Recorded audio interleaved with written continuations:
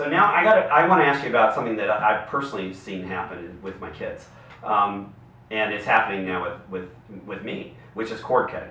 So when I actually used the phrase cord cutting with my kids, they actually said, "What do you mean cut the cord?" And I said, "Blah blah blah." And I told them, well, for those of you who don't know, cord cutting is when you have pay TV or cable TV service and you quote cut the cord. You don't really cut the cord because you still have your cable modem or your FiOS. You've got the internet, but then everything you're consuming media-wise is coming in over the top. And I said to my kids, blah blah blah, you're cord cutters, and they said, "Dad, we never had the cord." Interesting. Yeah. So they don't actually even think of themselves as pay TV or cable TV consumers. They think of themselves as high-speed internet consumers. Yeah. So talk about that and talk about where the growth is now going to come, given, if you think about it, that could be a death knell for the industry. So where is the growth? Yeah, well, if you look at the overall pay TV industry, with the incumbents, the cable MSOs, the satellite companies, and now the telcos, it's a mature industry at the top level. Yeah. So in fact, the only growth that's really occurred in those companies has been through mergers and acquisitions and through deployment of new services. That's a sign of maturity. Yeah, actual pay TV subscriptions have been on the decline in the U.S. over the last several years at a slow rate, but now you're starting to see a little bit more acceleration there because of the generational issue that you're talking about, Mark. So I think that there are opportunities for growth, and there's opportunities for growth for innovative technologies and innovative startups. But the game with the large pay TV operators is really no longer about subscriber growth. It's about halting churn. Churn is when a subscriber moves from one operator to another operator, or moves from one operator to no service at all for pay TV, and they're just using Netflix. And it's a game about share of wallet. So how much revenue am I getting per subscriber, and can I come up with innovative services that can increase the amount of dollars that I'm getting from the consumer. And it doesn't necessarily have to be for pay TV. It could be for high-speed broadband. It could be for telephony. It could be for home security. A lot of different opportunities there. Yeah, so it sounds like the people that are listening today, they really need to almost put a microscope on it and look at where is it that the operators, where are they going, because they have to survive. If they want to survive, it isn't going to be through growth. I mean, acquisitions are pretty much done.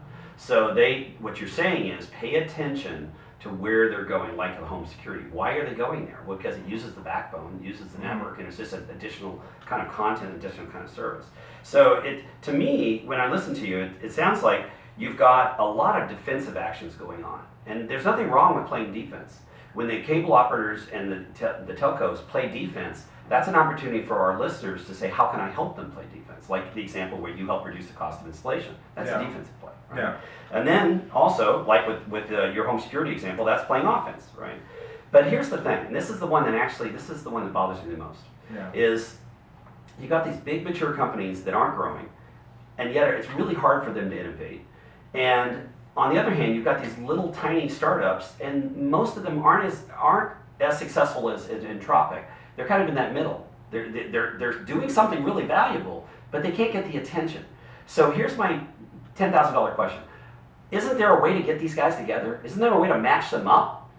Is there like forced speed dating where we can get the big guys to listen to the little guys?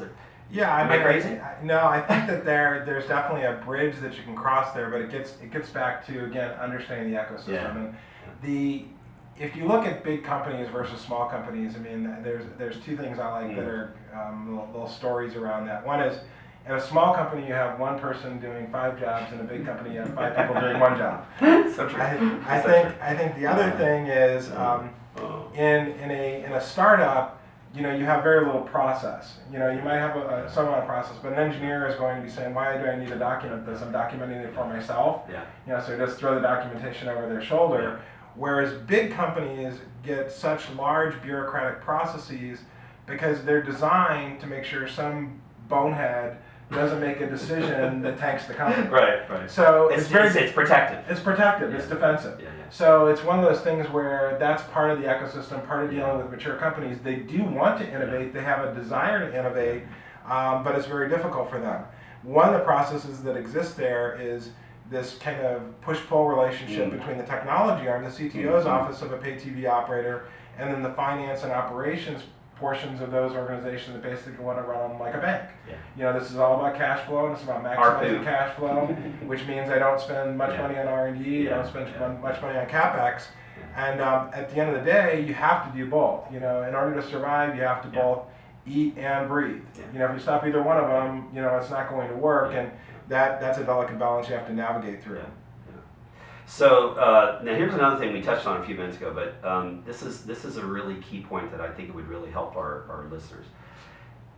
It's all about value. When you have a startup, you got to figure out, and you mentioned it, you have to really think deeply and get a lot of vetting about, is there value here? But here's the key, especially for a telco, any kind of telco, you're providing value. You have to provide something that is ultimately a value to the consumer.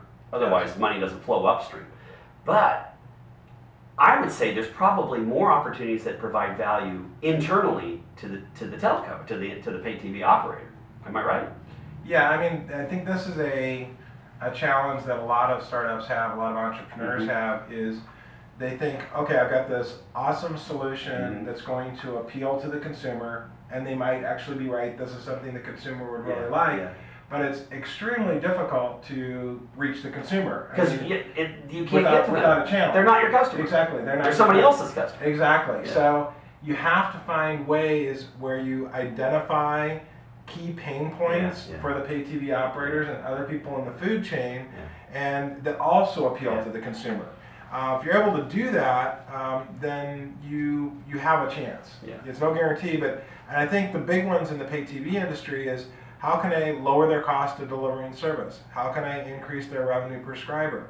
How can I help them grow market share? Maybe not overall market share in pay TV service, but in other areas. How can I increase average revenue per subscriber?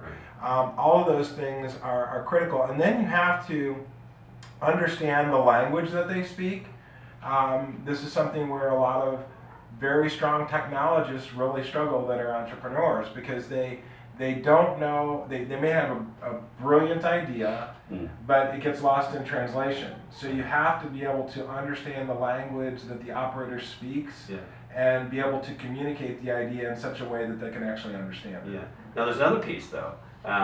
If you think about Walmart, Walmart actually is just a way for other people to get their products and now services to the market.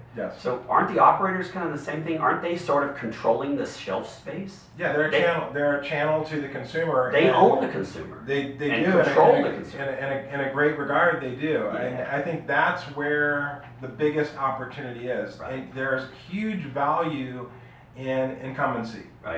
You know, once you're already in the home, which the pay TV operator is, there's huge value in being there.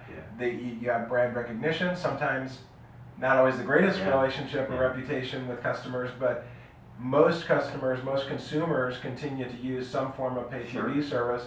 Even if you're using Netflix, that's still a pay TV service. It's just not a traditional one. And you're using that high-speed internet. You're using high-speed broadband. So let me tie a little bow on it, and then we'll go to the next part of the questions I want to ask you. So the tying a bow around it says that sort of the epiphany is, don't be naive and think that you can get directly to the consumer. That's a multi-hundred million, if not billion-dollar game. So that means you've got to go through them, the pay TV operators, which means you have to treat them like a customer. And you have to think about their pain points. So that just kind of and use the ecosystem to get to the right people, because you can't just knock on the door, hi, I'm here. You got to use the ecosystem and weave your way in, like you said, to the CTO's office, which is right. You know, there is this, you know, there is a way to get directly to the consumer, and it's about the internet. But even there, establishing brand recognition and how do you get something to go viral versus using established channels is really, really difficult. I agree.